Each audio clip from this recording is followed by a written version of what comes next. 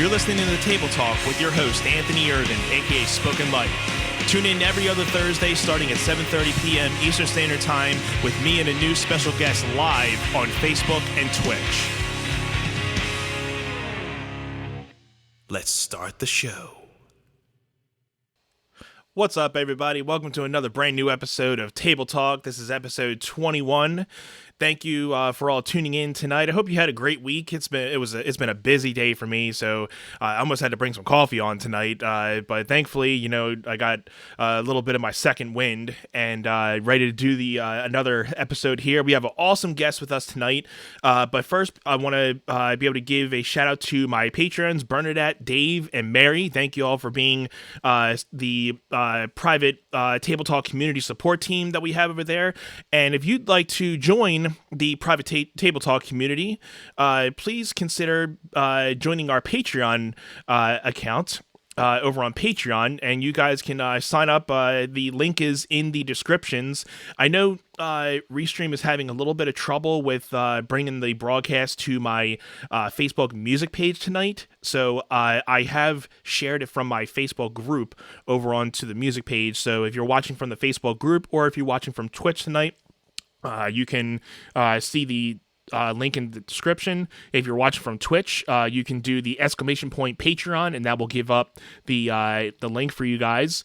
So would love to see you guys join the private community. We have a lot of extra exclusive content that you can be able to get your hands on, like backstage footage, little bonus footage from past episodes, and you'll be getting some more after the show tonight with me and my special guest. You guys will get some Song of the Month perks, where I will be performing a song with one of the past guests. So that's a nice little feature that I've made for my Patreon members, and you guys can be able to download the audio and video from these episodes and a lot more. So be sure to check that out. And would love to have you on the private community. And if you guys join, you guys can get your hands on this nice little Table Talk t-shirt for free for signing up. So get a little perk along with that, and make sure you guys share that on Facebook and your social medias, and I'll be sure to share that with you guys. So without further ado, how about we get to our special guest tonight? It's been a while since we've actually met in person and talked, but I'm looking forward to chatting with him and talking some music and where his music has been going in the last couple years since we've last talked. So without further ado, let's welcome Andrew Kavanagh, everybody. What's up, buddy? Hey! Woo! Woo! We are live, man. Good to see you. Good to see you too, man. How you been? I'm doing well. Happy Thursday. How are you? Doing good. Like I said, I mean, I came up with a little bit of a time where I'm like, oof, it's been a busy day. I was like sleeping at my desk earlier, but I somehow got my my next wind. I saw from Twitch, we just got a donation of $50 from Gamer Calb. Thank you very much. Really appreciate that. Yeah, thank you. I really appreciate that. We'll have to, give you a little shout out in the a little later on. I really appreciate that. Hey guys, I gotta figure out who the person in the Facebook user, because usually with the Facebook groups, you're only usually using saying Facebook user. So because usually you have to click like a link to be able to have your name show up. So sometimes you have to do some sound checks and everything. Way donated $51. Thank you. Really appreciate it. We're having a donation, war going on Twitch. Oh, it's David Earl. What's going on, man? David Earl has entered the chat. David Earl has entered the chat. Now the show can officially begin. All right, time for the hits, baby. Yeah, there you go. Bringing them hits. That's what he's all about. So, Andrew, for those who do not know you, how about you give a little bit of background and to who you are?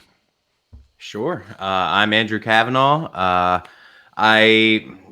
People that are probably watching this will most likely, if you've ever met me, know me through a band called Brocklanders that I fronted for a couple years. But I'm a music therapist and a musician that is now up in Massachusetts, up near Newburyport. and I've started my own practice. I've been doing a lot of interesting new things, but music's been on the forefront the whole time. I just do a lot of musical things. I've got solo music going. I do cover gigs. I do the music therapy. Um, I'm just always making some kind of sound. Always doing some type of sounds. Yeah, man. Yes. Especially in with the current situations we're in, it's kind of given us more time to really focus on writing music a lot more, and kind of perfecting our crafts. I know I've definitely spent more time trying to perfect a lot of things, and especially with running this show. We were talking earlier in the week about it's been a time where I was able to really take more time into investing time into my video production, sides, and learning a little bit more about web design. And, I've been trying to, work on, recording and trying to put out some new music. But, with, recording, you're never happy with what you're doing. So Ever. you can, and when you do it yourself, you're stuck in that hole, in that rut, because you're never going to think it's good enough. So you're just going to keep re-recording it forever. Exactly. And there's like times where I'll have like 3-4 different projects going. I'm like, okay, which one's going to win the war of like, I'm going to post or something. And it's like, well, no. And like we were saying in the other night, saying like, oh, well, I think I messed up in this little thing. So nope, I'm not going to put that out there. Somebody's going to find that and toss that. Scratch that one. Like, well, this was pretty cool, but then well, I don't like that kind of riff. So I'm like, I'll have to re-record that. That's going to take another week or two. So because I know it'll never end if you. Sorry, I was just saying it'll never end. Sorry to cut you off. No, it's all good. But I know you do a little bit of music production yourself too, right? I do. I'm very just self-taught. I fumble my way through years and years and years of Pro Tools to finally start almost thinking like I know what I do. Right. When I get into it. But I've been recording my own albums and EPs since about 2011. Okay. And so it's been a very trial and error kind of thing. I was, for some dumb reason, I just never went and looked up things. I would always just mess with it in the program until I destroyed something I really liked beyond recognition, and then had to be like, okay, well, how do I undo this? And right. go backwards, and then just go down the rabbit hole of okay, and then trying to figure this out, and then you finally realize well, I liked my original idea, and then you didn't save that, then you're like, well, there goes that shot. Song's gone. It's never gonna happen again. And I felt that because I think I started doing a little bit of recording and music production around the same time, around the end of 2011, 2012, when I put out my first EP in 2012. And I go back and listen to that stuff now with what I know now about recording. I'm like, wow, these things sound so horrible. Like, they're what I thought I was using compression for. I'm like, there's no compression. It's just like a squashed track of and what I think I was just using this for, I'm like, there's what I thought I was EQing was horrible. And I'm like, okay, I can't even listen to this anymore. Did you ever find those things in old recordings though, where you go back and you listen to it and you're like, oh, I had no idea what I was doing, and that's not the right way to make that sound, but that sound happened by doing this, and that's really cool. I feel like the more you learn, the less you get those instances of random just things happening because you don't know any better. And it's way better to know what you're doing, I think, but having those moments of just whoa, that shouldn't have happened, but it did. I'm going to save that. Right. That sometimes in old stuff, I'm just like, what happened? That kind of happened with one of my songs. I made a loop of for an instrumental track, and using, I think it was the one of the delay pedals. I forget the line 6 delay pedal, and and had the looper on it. I just started mixing up a whole bunch of delay loops and everything, and I'm like, oh, this sounds really cool. And then I hit the reverse button, and it sounded like a swell type thing, and I'm like, oh, this sounds really good. Let me hit the record button, and then just let that loop out for 2 minutes. And I go back and look at it, I'm like, I have no idea how I played that, so I can't even replicate that or anything of how I would have even played it. So I'm like, well, that's just gonna Right. be in like the premises of that track forever and never know how the hell I even like got to that. Right. Can't recreate it, but it happened. You did it. Exactly. And it's one of those things like you're just in the moment of playing that, and you're just kind of taking it where it goes, and you're like, okay, well, that's that, and you can just move on to the next track. And they always say, Yeah. like, to get better at music production and recording and mixing and mastering, it's they say to try not to stick on one song for too long. You got to constantly keep mixing stuff, because you're always going to be mixing and mastering something different in each track and going into Right. new different territories. So I've come to learn that as well, of just moving past the song, and then that Yeah. happens to be you don't even finish a song. You're like, well, I'm done mixing this. Let me just go, and I had another idea, and I'm like, oh, let me go this, and I want to mix this, and then by the time you have like 10 Right. tracks that are like 50 seconds. Yeah. Dude, I've been all about that idea of like quantity over quality to some degree, but still trying to make the quantity increasing quality each Yeah, time. Like you're not going to get better at something if you don't just do it. And so the more and more you're trying, as long as you're aware of what's happening, you're going to get better and better and better at it. I was talking with one of my friends one of my best friends from back home in New Jersey, but he actually lives out in he was in California, now he's in Arizona for music production. But we were having a conversation about this for weeks, just like you got to do stuff, otherwise you're not doing anything. You're not getting better by not doing it. right, right. And even if it sucks, do it, make it, put it out, learn why it sucks, and then try to fix it. Yeah, 'cause, you kind of learn from your mistakes in a way, and just kind of learning as the time goes, and then a couple years down the road, you're like, wow, to see the improvement that you've done after Yeah. making crappy song after crappy song after crappy song, and then you're like, oh, here's a polished one that actually comes out really good, and then you just learn what worked with that, and then you kind of make that recipe work every time. So. Right. And I thought it was just Yeah. so more complicated. I mean, it's not really complicated, but like dealing with like EQ and compression, I always thought that's like some like mythical type thing. Like you have to like you can only the pros really understand it. Like if you kind of take your time and realize EQ is basically you're just carving out spaces to let everything kind of fit within this spectrum of space, and then compression Mhm. is pretty much clamping down everything to kind of make it this one singular form. Some things need it, some things don't, and then with a lot of beginners, like we all know, I mean, we kind of over exaggerate some of these things, and then we think that we're doing Right. something right, but then later down the road, we're like, yeah, that was totally not what we needed it for. Because I think what I did not know what I was using it for before, but now knowing a little bit more about it, I was using it more like a limiter and kind of just making everything louder, because I always thought mixing was the part where you just make everything louder. So I'm like, oh, well, Right. Yeah. everything's really low. So I'm like, let me turn everything up. And I'm like, oh, this sounds like, at that time, like, this sounds really good. It's like big. And then, but I'm like, I was just compressing the hell out of everything. And then, but then I'm like, well, it sounds bigger. So, but then, in the Yeah. same fact of And like, it works with some kind of music. yeah, yeah. But And like what we do mostly with like acoustics and not so like heavy, yeah, I think that doesn't you get some weird sounds with that. yeah, and that's the thing with like recording though. Like if you really get into it, you can be so experimental with a lot of things, especially in a home Yeah. studio. Because I mean, you're not spending money, and you're not on the Right. clock with it either. So you can spend 3-4 hours on one little uh, tidbit of a song, and not be like, oh well, Yeah. I'm wasting time in the studio. This is like 40 Right. fifty That dollars cost an me. hour. Yeah. Man, that is something I don't miss about the band days is like Yeah. recording expenses. Like, do you have your $100 for this like 3-4 hours of music that we're about to mess up? Right. Oh man, I don't regret the studio we went to. Hmm. Either of the studios Brock went to for getting our stuff done. They turned out great, and it Yeah. was an awesome experience. That's so much money. It was a lot.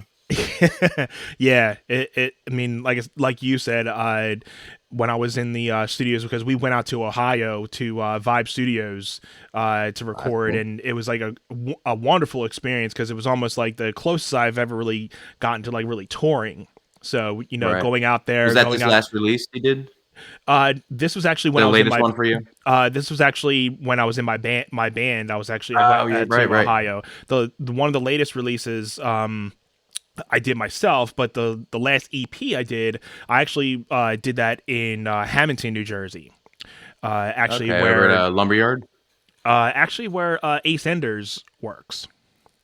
Yeah, yeah, Lumberyard. Lumberyard, yeah. So Yeah, I got to. I unfortunately I did not get to meet him, but one of my buddies was working with him at the time, and you know I got to record a little bit of the some of the tracks in there, and it was a really cool space and everything to know that I was able to kind of do a little bit of like a studio recorded EP with it, and. right. But it's still like the fact that when you have your own home studio, you can kind of just you can make your own hours. You can be there Yeah, as long as you want. you You have so can much more. Your hands are fully into the right, soil with it. right. So I feel like you have that anxiety when you're kind of in somebody else's studio because you're like, okay, I have like this amount of time to work with. I want to make sure I get everything this done.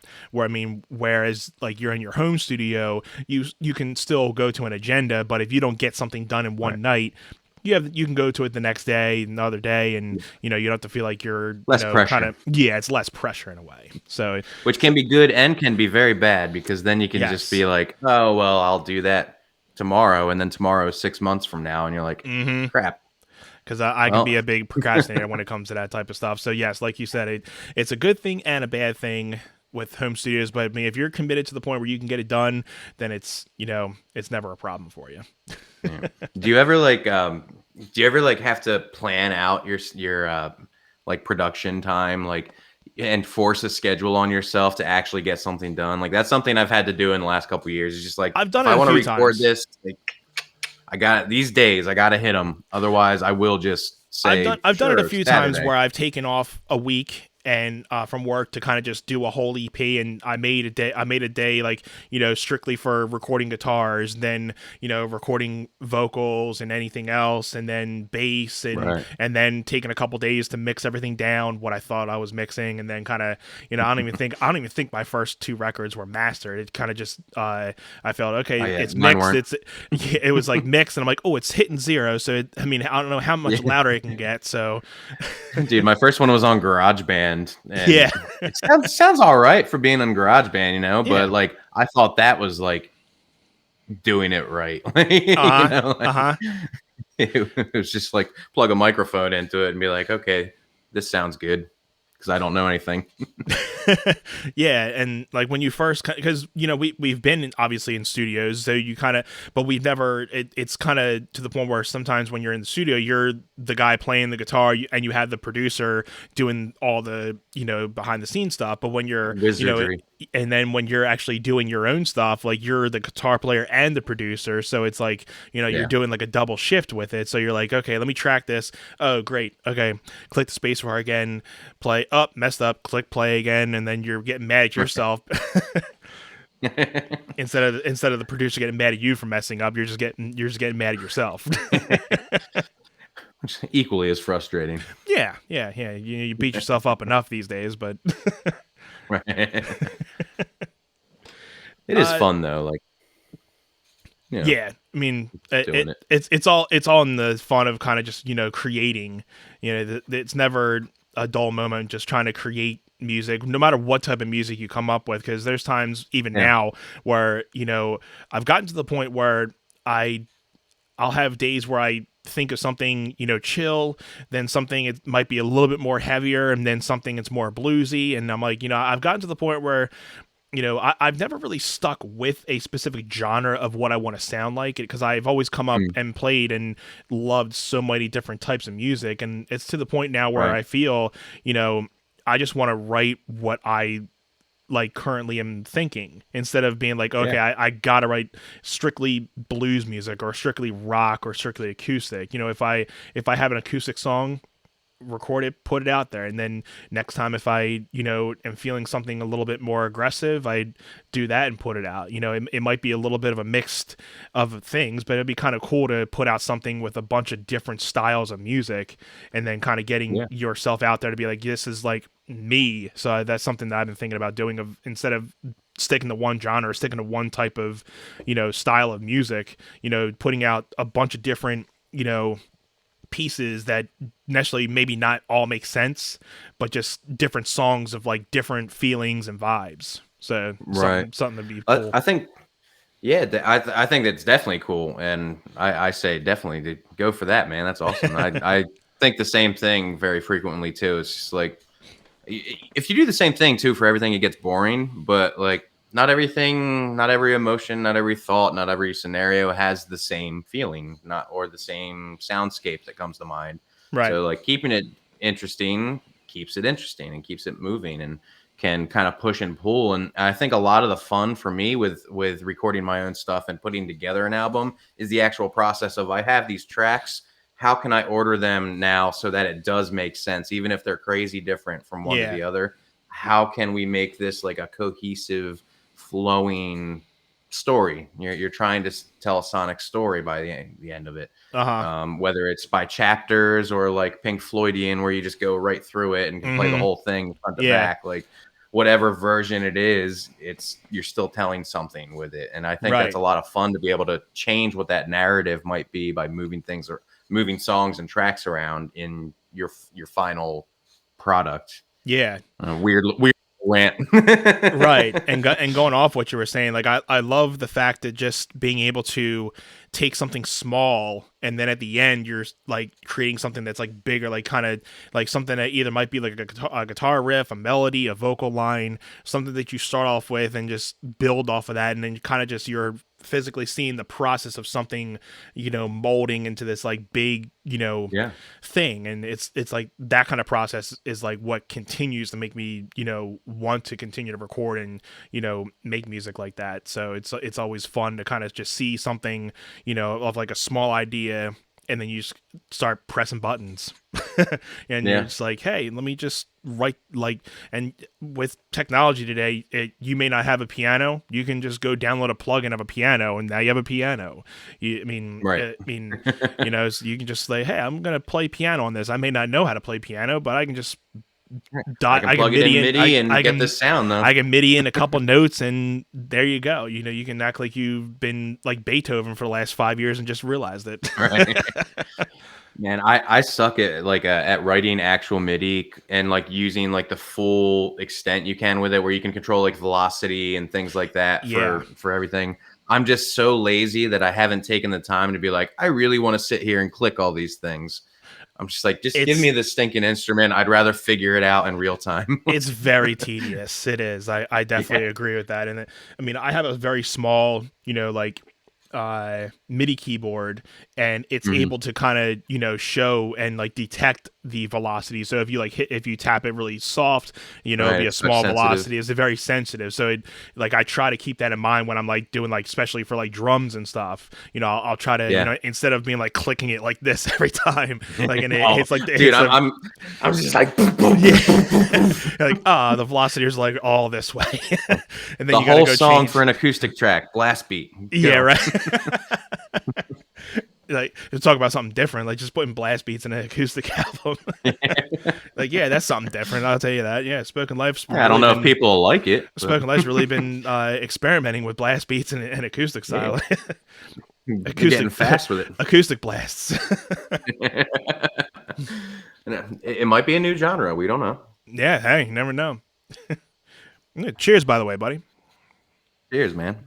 Oh, hold on. Thank you I've again for got. being on here. Really appreciate it. If anybody's Thank you for tuning having me. in for the first time, my name is Anthony Irvin, your host. This is Table Talk. Tonight I have my special guest, Andrew Kavanagh, on with me tonight. And I know you have a company. You had a website that just launched yesterday. Do you want to talk a little bit more about that? Yeah, definitely. So we did just have our website launch yesterday.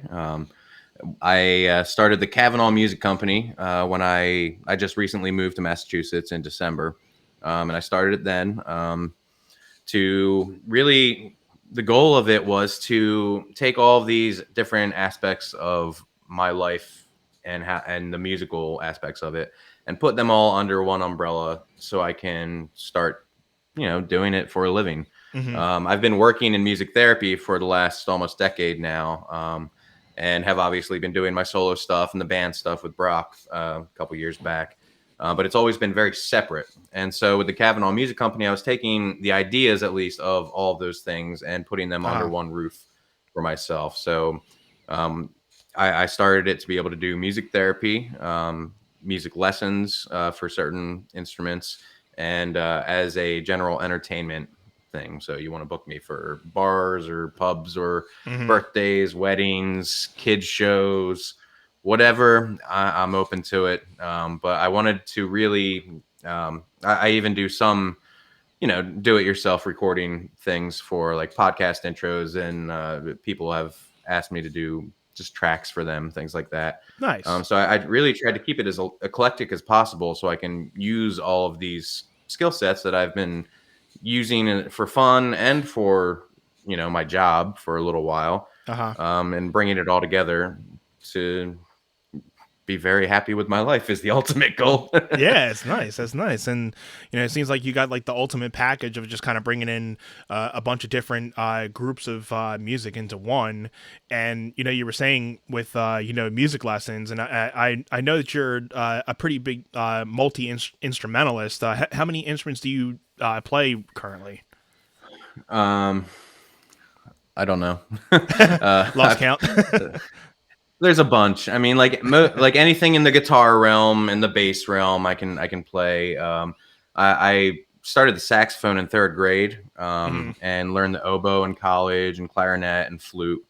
Hmm. Um, I'm a very good piano player in that I can make you think I sound good, but I'm not actually like classically trained. I just Right. pick things out and make it happen. That's one thing I wanted Um, to learn is play piano, like keyboard. Like I just haven't had the time that's to so really like fun. learn. But I always like envy people that can kind of just like play and just like it seems like something that's like pretty vibey. Like you can kind of just like be able to Yeah, I've kind of like mess with a little bit like okay I know like certain chords, but like when it gets to more right. advanced it's like I can't really put a lot of things together. But like knowing from a little bit of like guitar theory and like translating Hmm. it a little bit to piano, I kind of know Right. like maybe like one or two ways of how to make a chord, because you have your root, your third, your fifth, and then kind of putting that into a piano wise. But like a basic standpoint, I'm sure that's how you can make a basic piano chord. But when it gets into a Yeah. lot more advanced stuff, I'm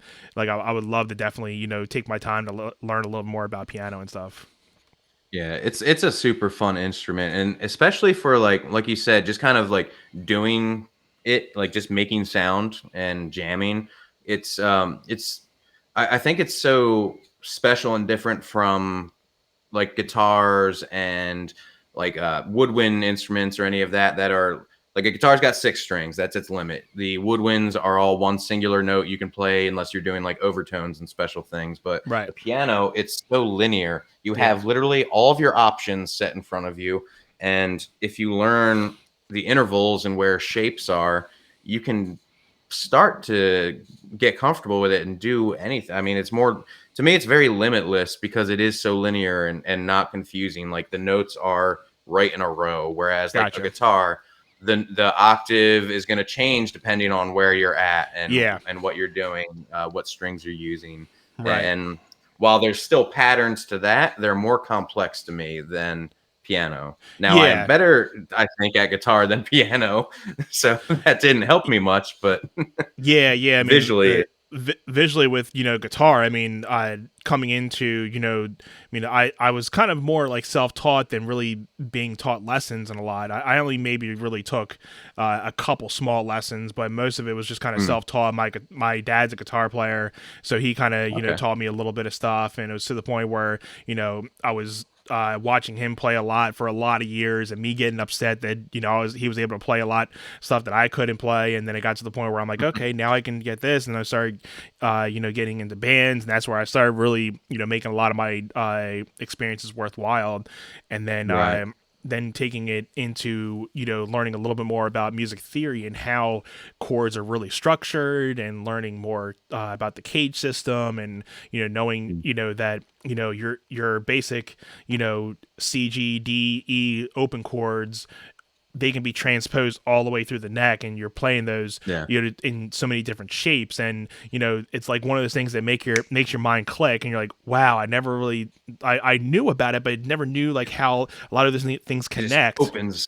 And it just opens a new world to you about the guitar. And then with Yeah. soloing and everything, learning about those things, and like, well, those chord shapes are actually the notes you would be kind of like, a lot of those solo chords are right under those chords, and like you're playing, I'm like, Right. wow, this is like a lot of those mind blown moments that you're like, It wow, why all didn't just yeah, it's like just like mind blowing things. Like, wow, why did like the little things you would think that you wouldn't think about? You're like, wow, it's been right. right under my hands, and all it took was just like a 3-minute YouTube video. Right. It's one of those Homer Simpson dome moments. Yeah, like dope. That's the soundbite I gotta get. Yes. Yeah. Boom. Had it ready. I gotta add to my sound bites. But I actually got to listen to the podcast you suggested to me.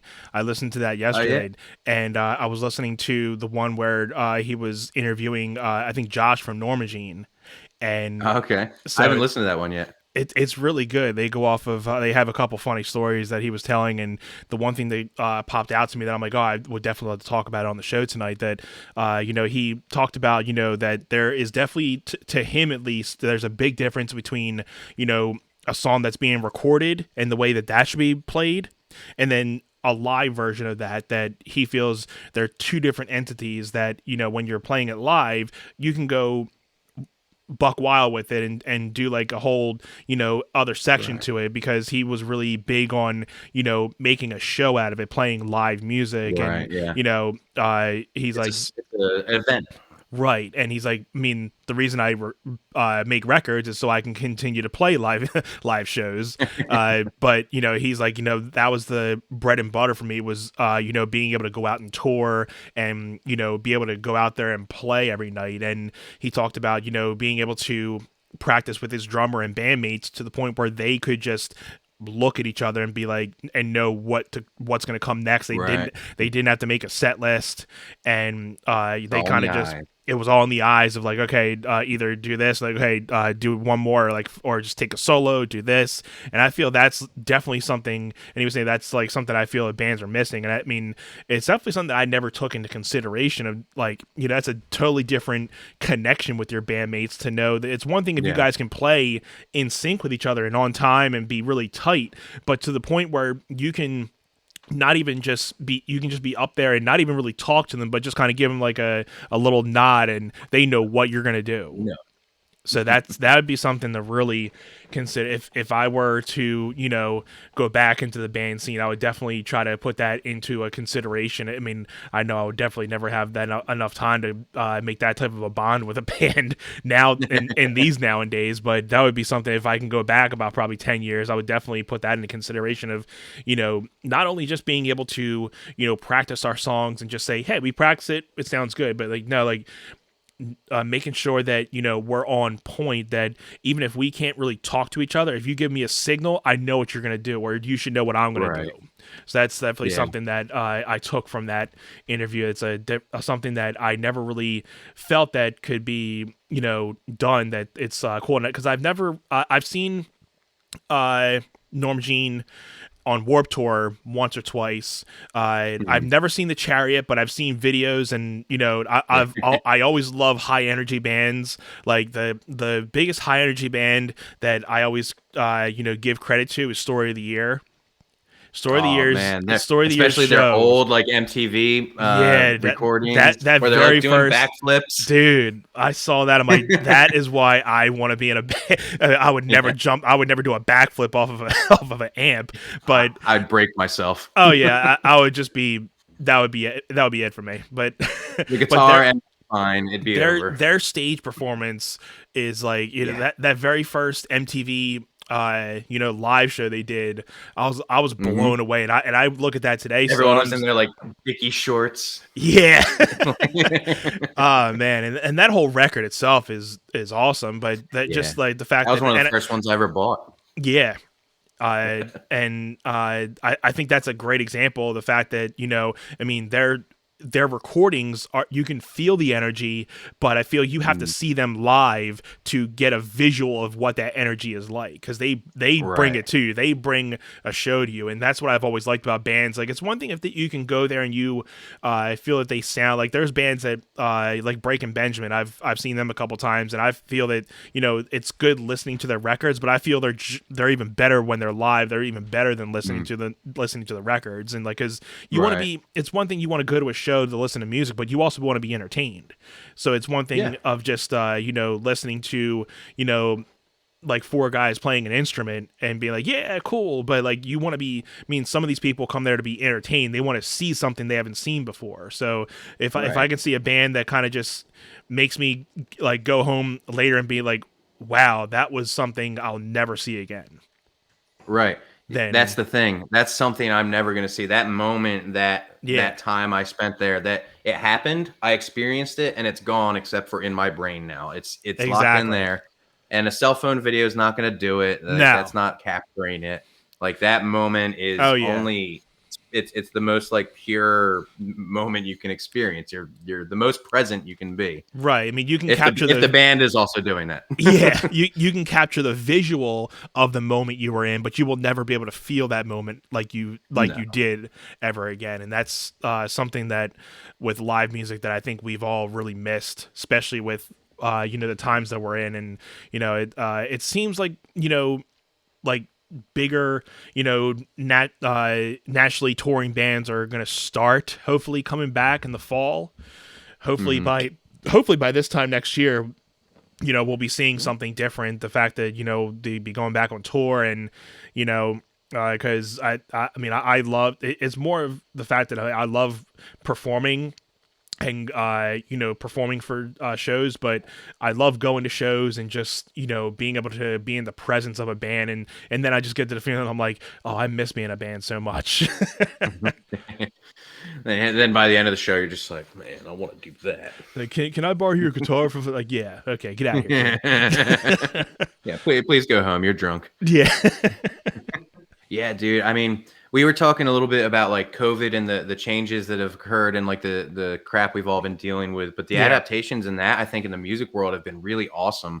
And this does come back to the thing we were literally just saying. Uh-huh. It's not completely tangential, Right. but like I've been working with a couple people and doing different projects from states and states away, 400 or 500 miles away, where we're all recording our own things and sending ideas back and forth from our respective homes, home studios. And Right. it's been like, that's been a learning process, obviously, but it's been such a cool way to like, to just make those kind of things happen where you're like, I've never worked with these people in my life. I've never tried to do these things. Let's see if we can collaborate with never being in a room together and like Right. throw spaghetti at the wall until it sticks. Like, Yeah. it's been really a cool experience to be tossing stuff around. Now, again, the procrastination and COVID has even gotten worse. So like things are slow moving, but it's been Yeah. really fun to like do It all of it. and that, it's what a time to be alive with that too, because I mean, even though we can't really physically be with you know, each other with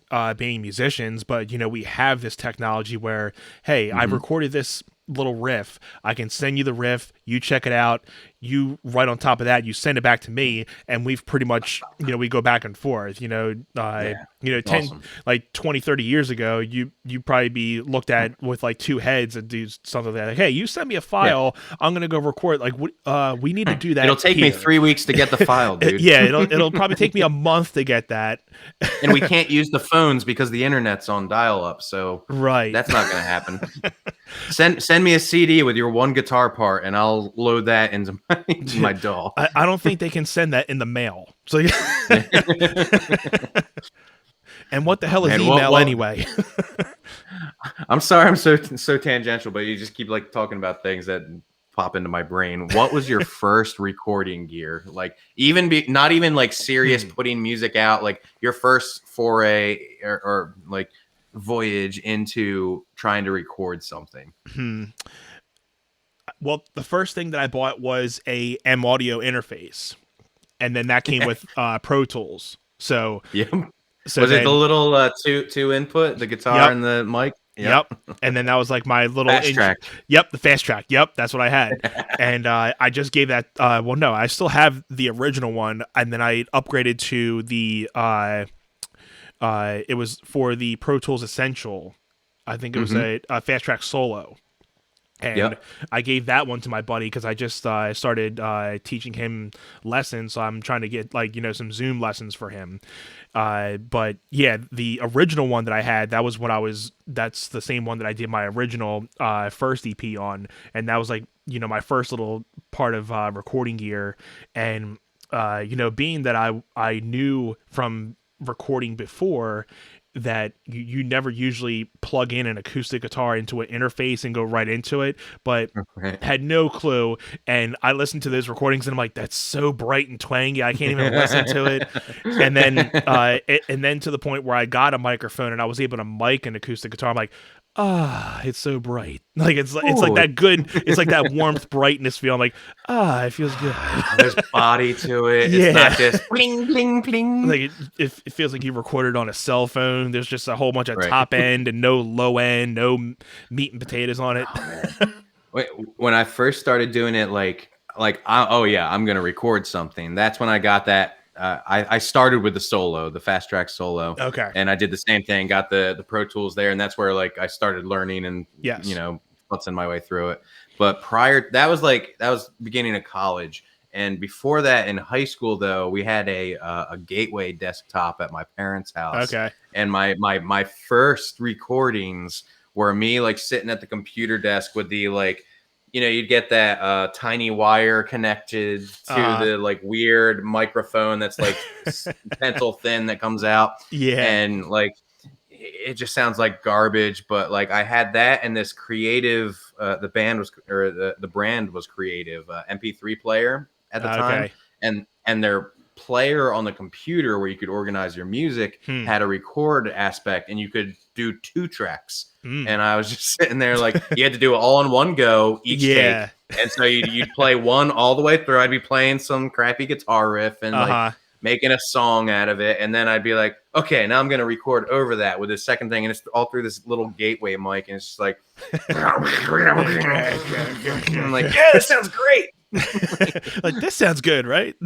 Yeah, I even burned it onto CDs. There's like 15 songs of nonsense. Like just like giving it out and like trying to like sell it and stuff like it was something real. Like, no, you're just 14. I'm just picturing the meme where the dog's just sitting in the room with all the fires. Like, yeah, this sounds good, right? Like, it was exactly that. Except I didn't know the fires were there. I was genuinely like, "Oh, this is cool." Yeah, you were oblivious to the fire. He's like, yeah, it's just all clouds back there. Like, yeah, it's no fire. Like, this is great. This is gonna sound good. Sunshine and rainbows, baby. Everybody's gonna love this. Yes. 3 weeks later, like you're still like, why doesn't nobody love it? Like maybe I do suck. Because we always contradict ourselves whenever we put out any type of thing. But you're supposed to be proud and like pumped on it, but you're just like, oh yeah, we're all self-conscious musicians. So here, maybe if you want to listen to it, possibly, you might hate it. I don't know. Exactly. That was one of the hardest things for like the band years for me. Like I was never good at being the merch guy. Like, hey, come over here and like talk to us and like buy this shirt because like you like me already. I'm just like, hey. Yep, that would be me. Like, yeah. You want a CD? Nothing. Bye. See ya. You're just walking by. Stopping by. Sorry. See us at 7:30. That was always so hard. Come back at 7:30. Just throw flyers at them. Yeah. Like. Yeah, we're playing at 7:30. No, you're here for the other band. Oh, okay, all right, bye. Okay, I'm going to the van. Someone else do this.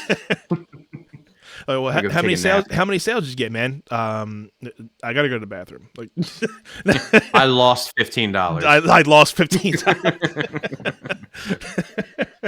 And someone managed to make me spend the band money on their T-shirt that they had on. Oh, that would totally be me too. Because like we were saying, like I could never imagine myself doing like a podcast like this because I'm so like I would never think of myself as being like a person that can like start a conversation, because I'm usually the person that's like, you talk and I'll just follow you. But Right. And yet here uh, you are.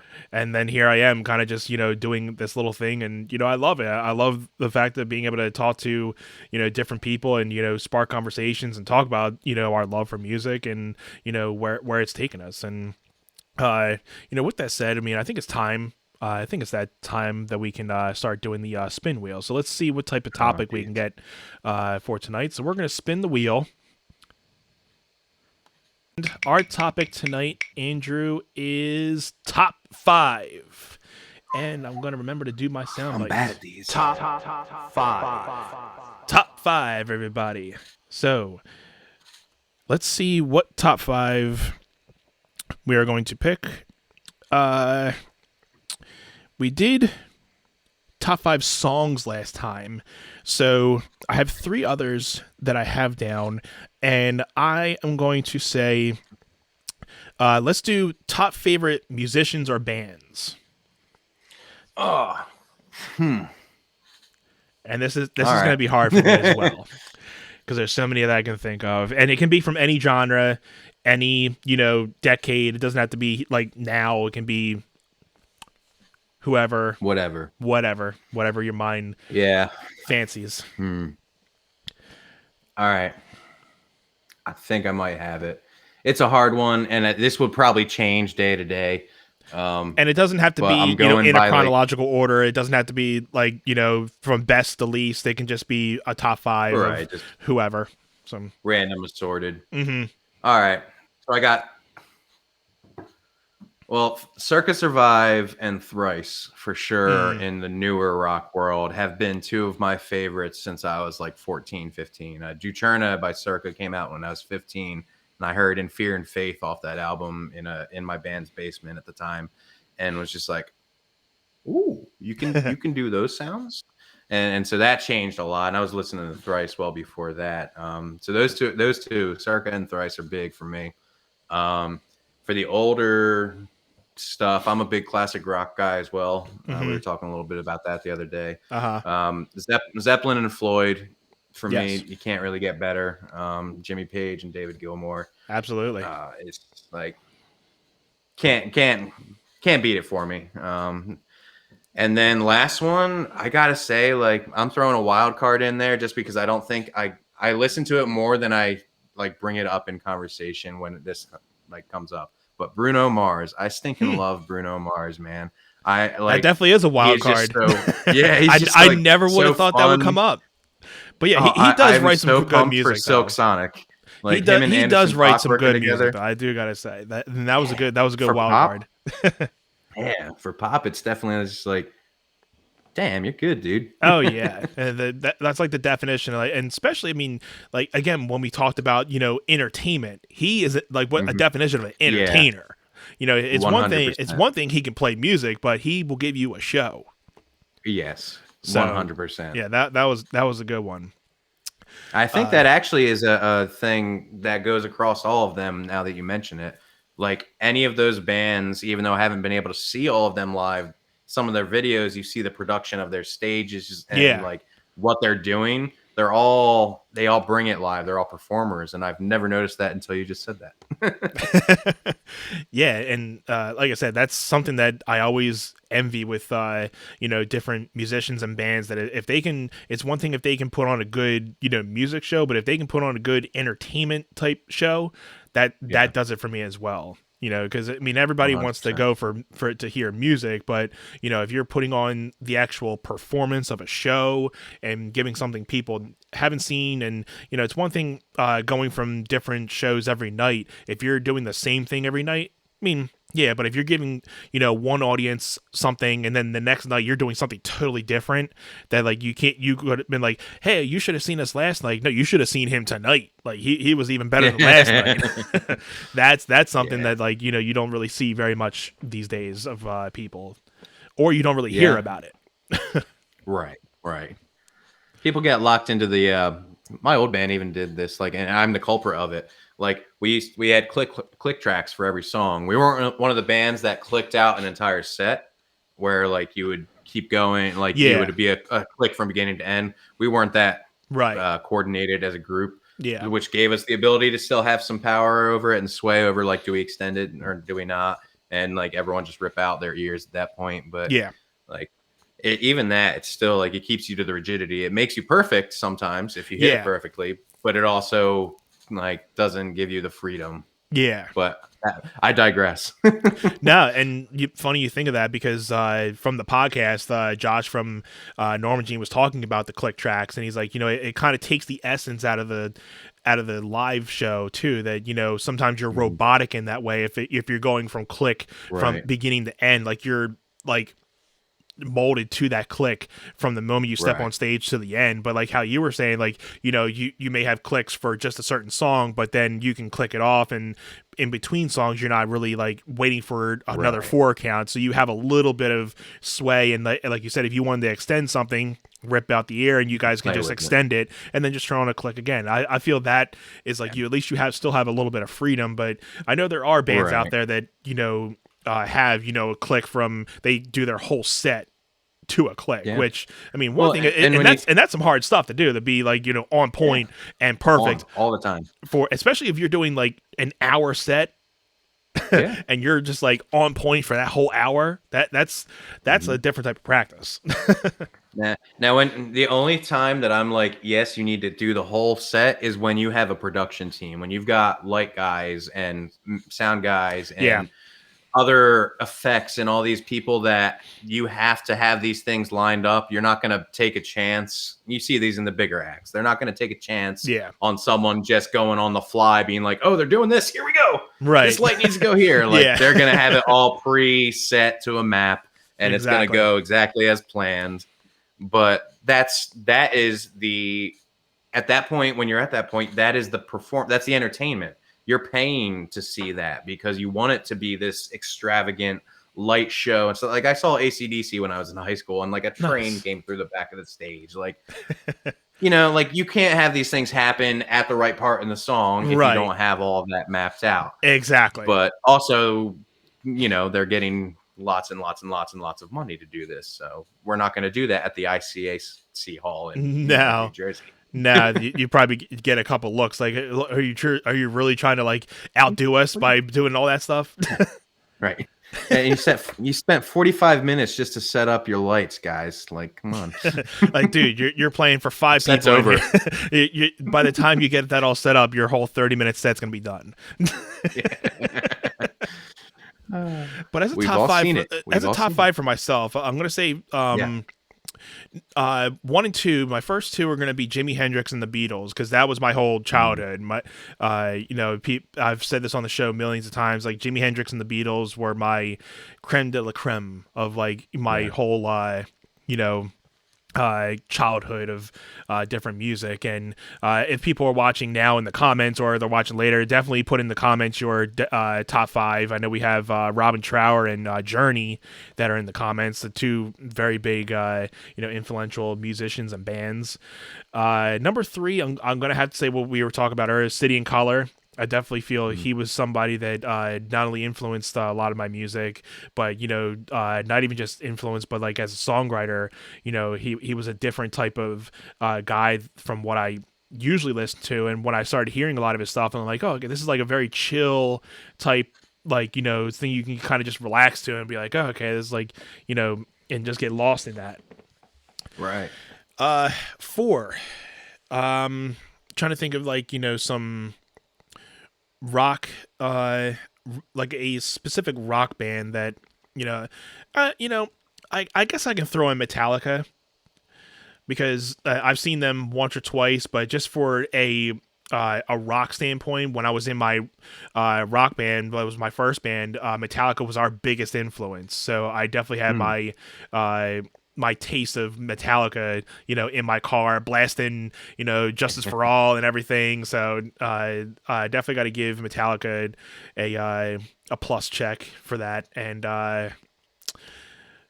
trying to think of if not like a wild card myself, but somebody that maybe not have even influenced, but somebody that like I definitely was looking towards. And I'm trying to think one more. Probably, I guess, I'll say Breaking Benjamin.